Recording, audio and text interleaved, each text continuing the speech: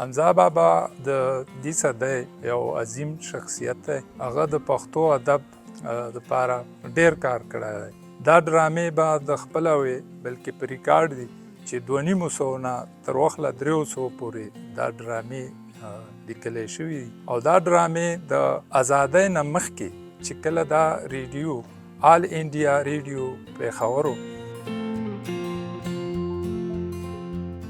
ازادۍ نه مخکې خبره وه، نو په 1938 کې هغه بمبئی ته لاړ او بیا دا وینا وه چې په اول ځل هغه یو سایلنټ مووي کې د ویلن کردار وکړ. په دې دوران کې هغه د رفیق غزنوي سره ملاقات شو، کوم چې په هندوستان کې د موسیقۍ استاد، او دوی دواړو بیا دا فیصله وکړه چې موږ په پښتو کې فلم جوړو. د فلم نوم چې و هغه لیلا مجنون و.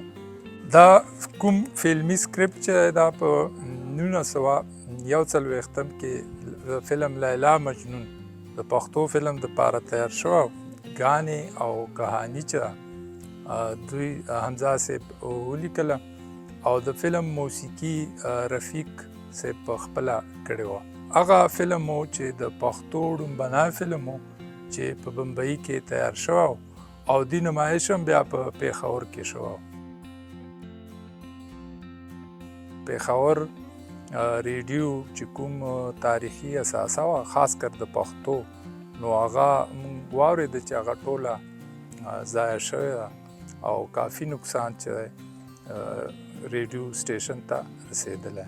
هغه کې غالب امکان دا و چې که څه موجود هم و د هغه ډرامو د فیچر حوالې سره، نو هغه به خامخا خبره چې په هغه کې به ضایع شوي. بیا هم ریکویسټ درخواست دی کلچر ډپارټمنټ ته، نورو محکمو ته چې هغه دې سره ریلیټډ وي چې هغه په دې کې تعاون وکړه او دا سر دوباره دا ټول ناچاپ شیونه بیا چاپ کړه.